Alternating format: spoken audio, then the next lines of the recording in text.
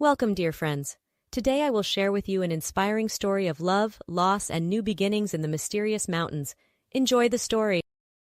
Maria stared at the pile of overdue bills on the kitchen table, her eyes welling with tears. John, what are we going to do? Those foreign scammers took everything. Her husband John rubbed his temples. I'll have to take that high-paying mining job in West Virginia. It's dangerous work, but it's our only chance to start over. No, it's too risky. I don't want to lose you, Maria pleaded, grabbing his hands. John kissed her forehead. We don't have a choice. I promise I'll be careful. This is only temporary. Soon we'll have the money to get back on our feet and start a family, like we always dreamed. 1 month later, Maria's world shattered. Two somber men in suits appeared at her door. Mrs. Hanson, we regret to inform you that your husband John died in a collapse at the mine. No, this can't be happening, Maria wailed as her knees buckled. The men caught her as everything went black. 2 weeks later, Maria emerged from the hospital, a hollow shell of her former vibrant self. She had missed John's funeral, confined to bed, heavily sedated to numb the overwhelming anguish that threatened to swallow her whole. Now returning to their modest apartment, everywhere she looked, painful memories of John assaulted her senses. His favorite coffee mug, the ratty old sweatshirt he refused to throw away, a stack of crossword puzzles in his messy scrawl. She couldn't bear it. In a frenzied purge, Maria packed only the bare essentials and fled, leaving behind the harrowing remnants of her shattered life. She drove for hours, no real destination in mind, just an all-consuming need to escape. As dusk fell, she found herself navigating the narrow, winding roads of a remote forested area. An errant for sale sign caught her eye. On impulse, she swerved to a stop and dialed the number. Within hours, sight unseen, Maria had purchased the dilapidated cottage, using up nearly all the money from selling the apartment. Pulling into the rutted driveway, she stared up at the sagging roof and peeling paint. "What have I done?" she whispered, but she had no energy left to care. Shouldering her duffel bag, she headed inside to her new Spartan existence. The incessant banging on the door jolted Maria awake. Disoriented, she sat up on the ancient, musty couch that had been her bed for the past sleepless week. The knocking continued. She shuffled to the door and cracked it open. "Well, hello there. You must be the new owner. I'm Claudia. I live just down the way. Thought I'd come welcome you to the neighborhood." The elderly woman, cheeks ruddy and eyes sparkling, proffered a basket overflowing with muffins. "I hope you like blueberry. Picked 'em fresh this morning." "Oh, thank you, that's very kind," Maria replied, unaccustomed to such friendliness from a stranger. She accepted the basket and stepped back to let Claudia inside. Claudia surveyed the barren interior, taking in the pervasive grime and cobwebs. My, this place could use a woman's touch. What do you say? Shall I round up the girls and we tackle this together? Many hands make light work." Maria found herself agreeing, Claudia's enthusiasm infectious. That afternoon, Maria and Claudia, along with Claudia's spry octogenarian friends Ethel, Rose, and Beatrice, set to work scouring every surface until the neglected cottage began to resemble a home. As they worked, the women regaled Maria with colorful tales of the village's past. "Did you know, back in the 30s, a pair of bandits hid out in my very attic for near a month? My mama, rest her soul, she outsmarted 'em good though. Spiked their hooch with a sleeping draught and had the sheriff haul 'em away." Claudia cackled with glee. "And don't forget the spring," Ethel interjected. "Used to be folks would come from far and wide, seeking the healing waters, especially the women. Some said it had a magic to it, helped 'em conceive when all else failed." Maria listened, rapt, a fledgling spark of hope taking root in her wounded heart. Perhaps there was a chance for healing, for new beginnings, even for her. Weeks passed, and with the support of her new friends, Maria slowly emerged from the crushing fog of grief. Restless to explore, she set out one morning in search of the berry-filled glade Beatrice had mentioned. Armed with only a rough map sketched on a napkin, Maria wandered deeper into the dense woods. The hours slipped by unnoticed until the sun dipped below the canopy and a chill seeped into the air. Panic rising in her throat, Maria spun in circles, unsure which direction she had come from. As full dark fell, the snarls and rustles of unseen nocturnal creatures sent her stumbling blindly through the undergrowth. She tripped over a gnarled root, sprawling face first into the dirt. Dragging herself up, she almost wept with relief at the sight of the rusted old Chevy pickup nestled between the trees.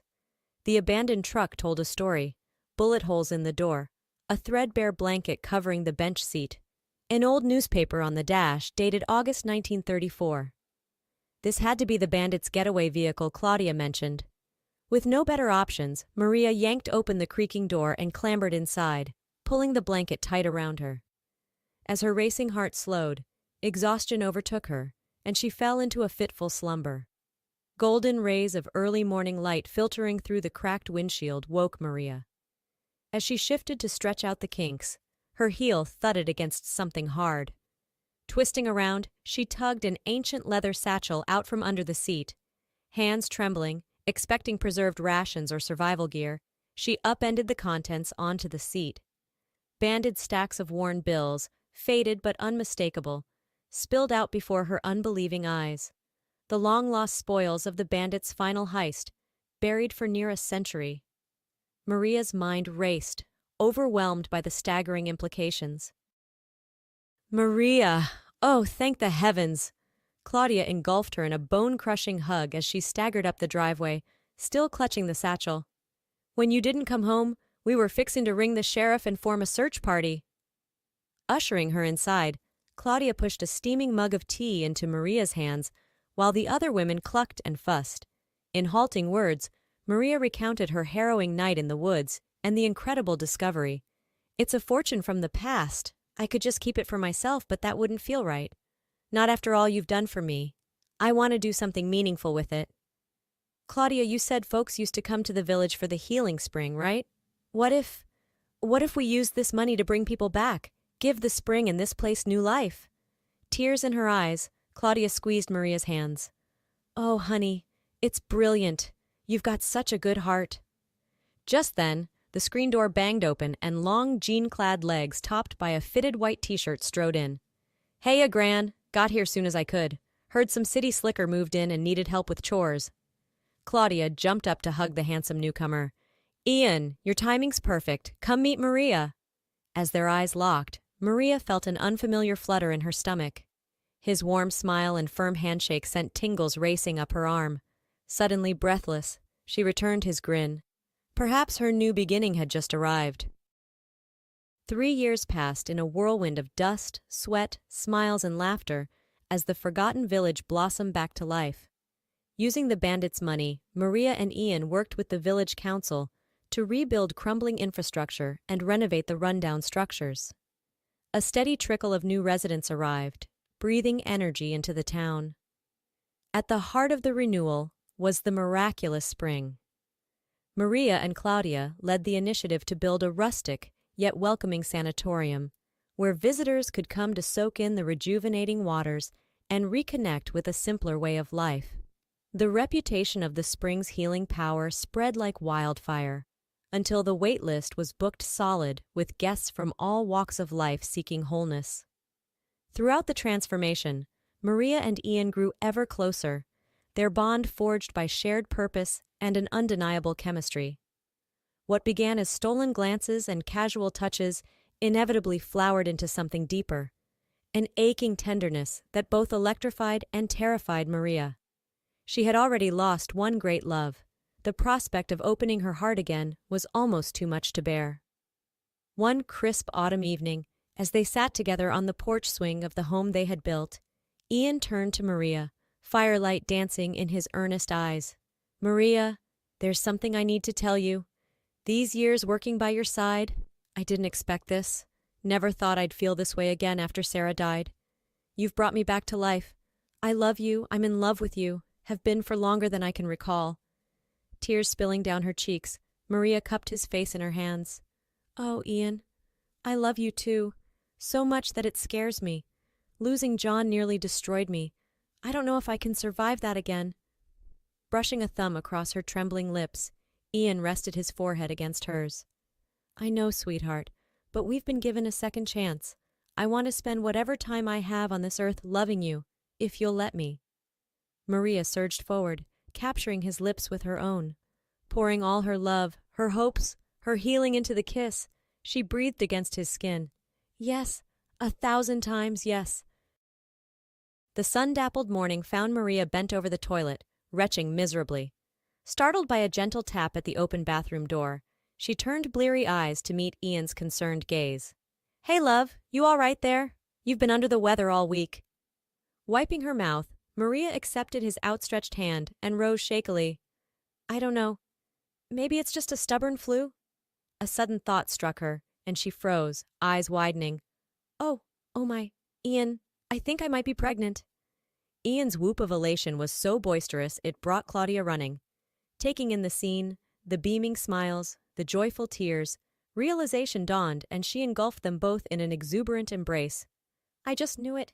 I've said since you two lovebirds got hitched that grandbaby would be coming for long. It's the magic of the spring, I tell you, works miracles, Claudia crowed. Mind spinning with the incredible news, Maria grasped for Ian's steadying arms. A baby, a new life, an undreamt-of future stretching before them filled with unimaginable promise. The tender moment was broken by the insistent jangle of the phone. Ian rushed to answer, his expression morphing from curiosity to shock as he listened. Hanging up, he turned to Maria, voice thick with emotion. That was the Army Corps of Engineers. They've reviewed John's final project, the one he was working on when… Ian swallowed hard. Maria, he's being awarded the Medal of Honor, posthumously, for bravery and sacrifice in the line of duty. Tears streaming anew, Maria sagged against the wall, a final puzzle piece slotting into place. Closure, honor, a chance to remember John not just for how he died, but for how he lived, with courage, integrity, serving something greater than himself. Looking up to meet Ian's shining eyes, hands drifting to rest on her still flat belly, Maria felt something settle deep within her soul. A completeness, a contentment bone-deep and unwavering.